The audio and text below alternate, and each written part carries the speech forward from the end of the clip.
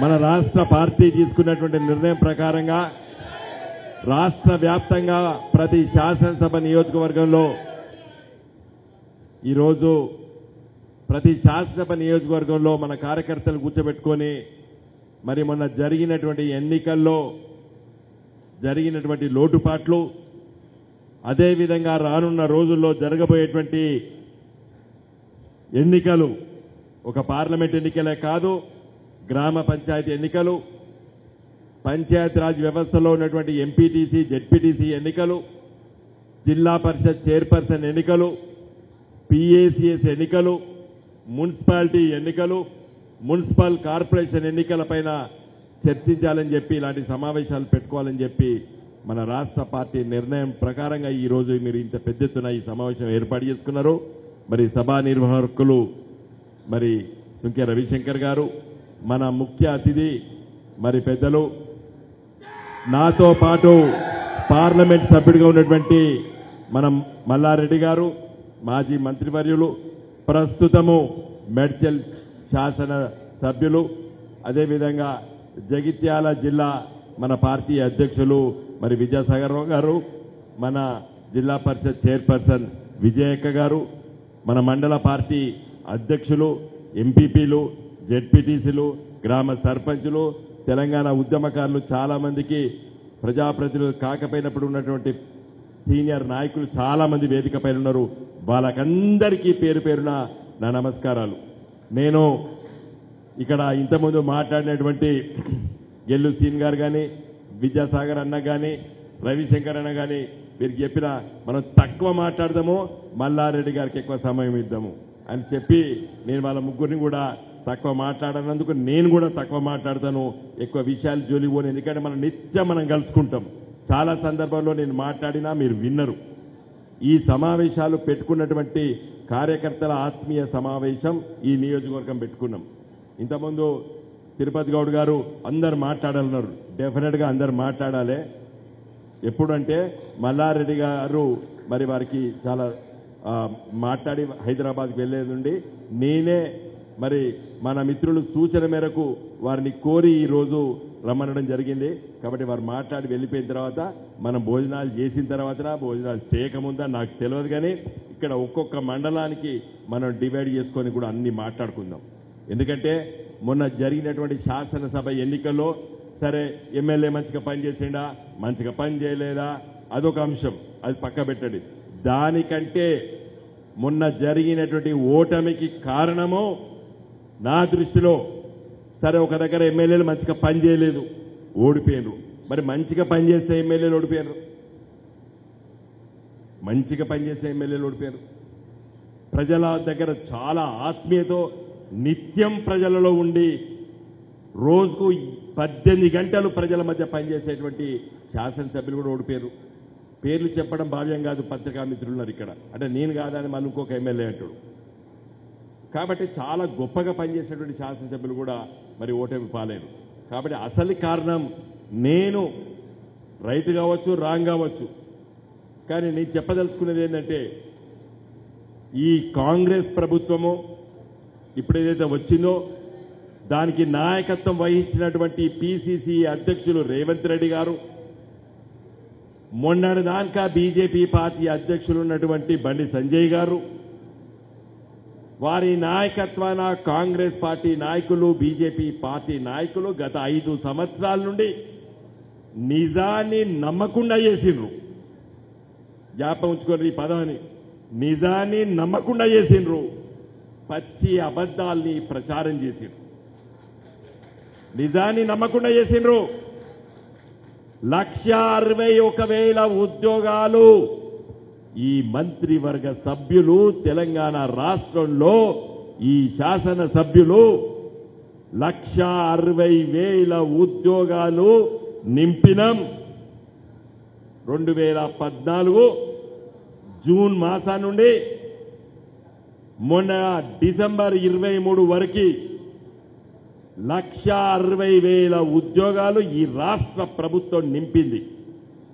నమ్మశక్యంగా లేదు, ఇది పచ్చి అబద్ధమని చెప్పి రేవంత్ రెడ్డి గారుతో పాటు వాళ్ళ కాంగ్రెస్ బృందం బీజేపీ పార్టీ నాయకులు కోదండరామ్ గారు లాంటి ప్రొఫెసర్లు బదనాం చేసిండ్రు మనని.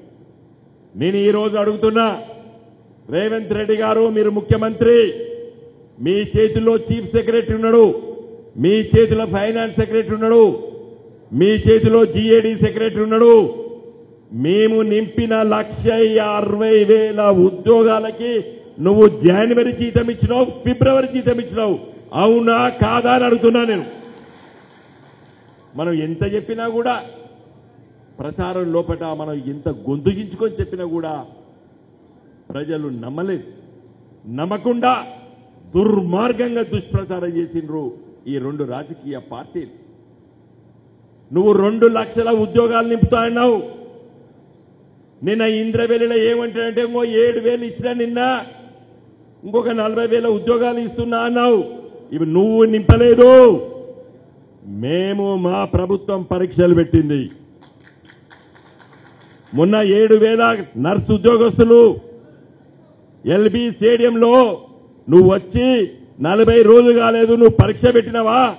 వాళ్ళను ఉద్యోగ దరఖాస్తులు తీసుకున్నావా? నువ్వు నింపినవా?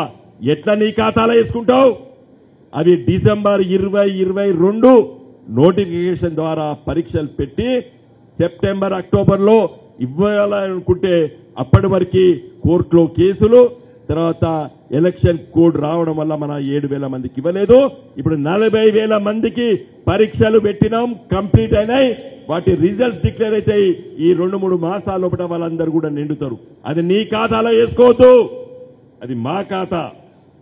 1,60,000 మంది ఇప్పుడు ఉద్యోగాలు చేస్తున్నారు, జీతాలు ఎత్తుకుంటున్నారు. గత 8 సంవత్సరాలు, 9 సంవత్సరాలు, 6 సంవత్సరాలు, 4 సంవత్సరాల నుండి ఒక్కొక్క ఉద్యోగస్తులు ఈ 10 సంవత్సరాల లోపల నిండిన ఉద్యోగస్తులు వాళ్ళు. ఈ 40,000 పరీక్షలు పెట్టినాం, ఇంకొక 32,000 ఉద్యోగాలు ఖాళీలు చూపించినాం. ఈ 2,32,000 ఉద్యోగాలు కాకుండా నువ్వు 2 లక్షల ఉద్యోగాలు ఉన్నాయి ఇస్తామని చెప్పినావు. అందుకే నేను రేవంత్ రెడ్డి గారిని, ప్రొఫెసర్ కోదండరామ్ గారిని కోరుతున్నా, ఈ ఫిబ్రవరి చివరి వరకు ఏ ఖాళీలు అన్ని కూడా నోటిఫై చేయండి. మీరన్నట్టు డిసెంబర్ 24 వరకే నింపండి. కానీ ఈ నిరుద్యోగ యువకులకి మీరు రెచ్చగొట్టి వాళ్లకు చెప్పినటువంటి విషయాలు వాళ్ళు సంతృప్తి పడాలంటే, మీ పైన నమ్మకం కుదరాలంటే, మీరు చెప్పిన మాటలు నిజమని అనుకోవాలంటే ఆ నోటిఫికేషన్లు ఉద్యోగాలు ఎన్ని ఖాళీగా ఉన్నాయనేటువంటి ప్రకటన చేయండి మొదలు. మేము గత 10 సంవత్సరాల 2 లక్షల ఉద్యోగాలు నింపినాం, 1,60,000 నింపినాం, పనిచేస్తున్నారు. 40,000 ఈ నెల వచ్చే నెలలో నిండుతారు. మిగతా 2 లక్షలు మీరు ఇవ్వండి అని చెప్పి నేను కోరుతున్నాను. చాలా విషయాలున్నాయి. ఇక్కడ మీరు ఉన్నటువంటి మండలాలు, మన మల్యాల మండలము, కొడిమ్యాల మండలము, చొప్పదండి మండలము, గంగాధర మండలము, రామడుగు మండలము, బోయిన్పల్లి మండలంలో ఉన్నటువంటి నాయకత్వం మొత్తం కూడా వేదిక పైన ఉన్నారు.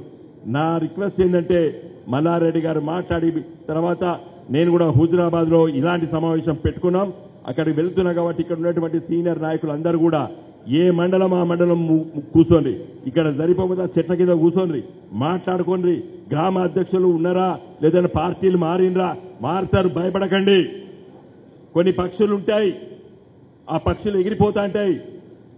పోతే పోనీయండి, బతిరాడండి, పోకు అమ్మా అని చెప్పండి, రిక్వెస్ట్ చేయండి. ఆ రిక్వెస్ట్ చేసినా కూడా పోతే నువ్వేం చేయాలో, పోతావనుకున్నాడు పోకుండా ఆగుతాడా? కానీ బతిరాడండి, ఉండమని చెప్పండి. పార్టీ కష్టాల్లో ఉన్నప్పుడు ఉన్నవాడే నిజమైనటువంటి పోరాట యోధుడు. పార్టీ కష్టాలు ఉన్నప్పుడు ఉన్నవాడే పోరాట యోధుడు. ఎస్, 10 సంవత్సరాల లోపట మీరు ఆశించిన రీతి లోపట పార్టీ పని చేయకపోవచ్చు, కొన్ని నామినేటెడ్ పదవులు ఇవ్వకపోవచ్చు. దానికి కారణాలు చాలా ఉన్నాయి. నేను ఇదివరకు సమావేశంలో కూడా చెప్పిన, కేసీఆర్ గారు కేవలం మన తెలంగాణ ఆగమైంది. ఈ 10 సంవత్సరాల లోపట కరెంటు తీసుకురావాలి, నీళ్లు తీసుకురావాలి, వాడికి జరిగినటువంటి ఇబ్బందులు అవన్నిటి కోసము తన సమయాన్ని అంతా కూడా కేటాయించాడు. నాకు తెలుసు, దగ్గర నుండి చూసినా నేను. ఒక్కొక్క రోజు 18 గంటలు 20 గంటలు పనిచేసినటువంటి రోజులున్నాయి తెలంగాణ రాష్ట్రం వచ్చిన తొలి రోజుల లోపట. కరెంటు 7,788 మెగావాట్లు ఇస్తే ఇలా 26,000 మెగావాట్ల ఉత్పత్తి కేంద్రాలు కట్టినమంటే ఎంత కష్టపడాలి. కాబట్టి దయచేసి మిత్రులారా, మన మల్లారెడ్డి గారు మాట్లాడతారు. నేను రానున్న రోజుల పట మన మండల కార్యకర్తల సమావేశాలు పెట్టుకుందాం, పెద్ద మనుషుల దగ్గర పోదాం. మీరు సూచన చేస్తే ఎవరైనా ఇంటికి పోయి మాట్లాడుకుందాం, మన దగ్గర కూర్చుందాం. నేను ఇదివరకే మరి దాదాపు 5-6 మండలాలు మన కాన్స్టిట్యూన్సీలో తిరిగిన, దాదాపు 100-200 మంది కూర్చున్నాం. మామిడి తోటలో కూర్చున్నాం, మొన్న మల్యాలలో, మొన్న కొడిమేలలో ఒక దగ్గర కూర్చున్నాం, తర్వాత చొప్పదండలో ఓ దగ్గర కూర్చున్నాం, మన ఎంపీపీ గారి ఇంట్లో రామడుగులో వారింట్లో కూర్చున్నాము. తర్వాత ఒక గంగాధర మిగిలింది, బోయినపల్లి మిగిలింది. కాబట్టి ఇవన్నీ కూడా కూర్చుందాం, మాట్లాడుకుందాము. నేను ఇంకెక్కువ విషయాలు మాట్లాడను.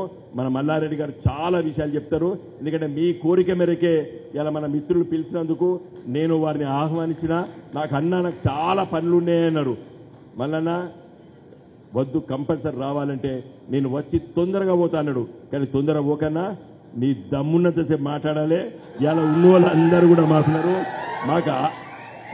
మా వాళ్ళ ఆకలి నీ మాటల ద్వారా నింపాలి. జై తెలంగాణ.